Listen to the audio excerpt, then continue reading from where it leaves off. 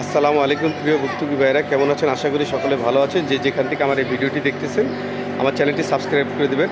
ভাই, আমি আপনাদের জন্য এখনও বাসায় যেতে পারিনি।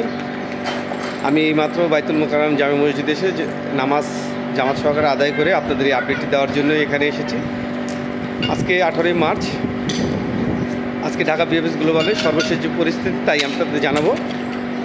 আজকে ফ্যামিলি ভিসা হয়েছে সর্বমোট 21টির মতন আমার দেখা, এবং আজকে ফ্যামিলি ভিসা জমা হয়েছে প্রায় 30 থেকে 32টি, কম হবে না, এর বেশি হবে, কারণ সারাদিনে আরও হয় প্রায় 50-60টা মনে হয় সারাদিনে হয়। আমার দেখা 30-32টি হবে, এবং বেশিরভাগই 2024 সালের সেপ্টেম্বর, আগস্ট, সর্বশেষ অক্টোবর পর্যন্ত আমি দেখেছি, এবং 2023 সালেরও 2-3টা ফ্যামিলি ভিসা ছিল। আজকে নতুন জমা আমি আসলে একজনকেও দেখিনি, যারা নতুন জমা দেয় তাদের আমি কাউকে আজকে দেখিনি। তবে আজকে পাসপোর্ট সাবমিট করতে এসেছিল দুইজন, এক মালিকেরই দুইজন, তারা আজকে পাসপোর্ট সাবমিট করেছে 2024 সালের স্ক্যান কপি। এবং আজকে ওয়ার্ক ভিসা হয়েছে টোটাল 11টি, যার মধ্যে 2024 সালের স্ক্যান কপি ছিল, এবং 2025 সালের ফেব্রুয়ারি মাসের শেষ দিকে কিছু পাসপোর্ট জমা ছিল, সেগুলোই আজকে ডেলিভারি হয়েছে।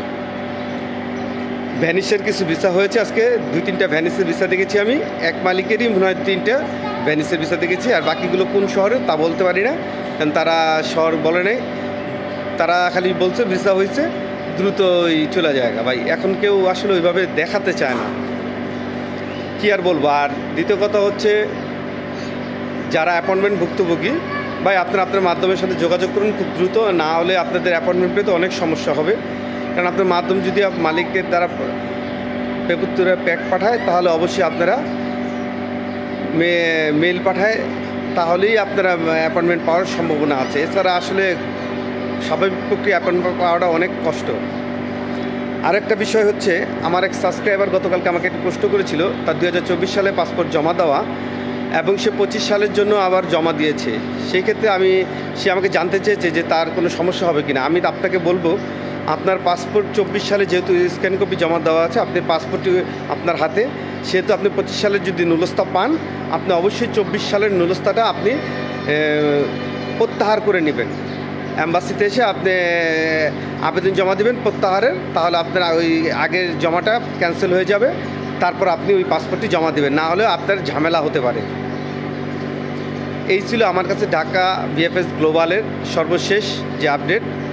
আর নতুন করে আরেকটি বিষয় হচ্ছে যে, অনেকেই বলতেছে যে নুলস্তা পেয়েছে। আসলে সত্যিকারই যে নুলস্তা কে পাচ্ছে ভাই, এটা আসলে বলা খুব মুশকিল, কারণ অরিজিনাল নুলস্তা এখনও আসার কথা না বাংলাদেশে, কারণ বাংলাদেশিদের জন্য এখনও নুলস্তা বের হওয়ার কথা না। আমি যতটুকু জানি যে এখনও নুলস্তা বের হয়নি। তারপরে যদি কেউ পেয়ে থাকেন, তার জন্য শুভকামনা। আর আপনার নুলস্তাটি আপনি অবশ্যই এইভাবে যাচাই বাছাই করে নেবেন, কারণ সঠিক লোক না হলে, যদি দালালের মাধ্যমে নিয়ে থাকেন, তাহলে আপনি হয়তো প্রতারিত হচ্ছেন।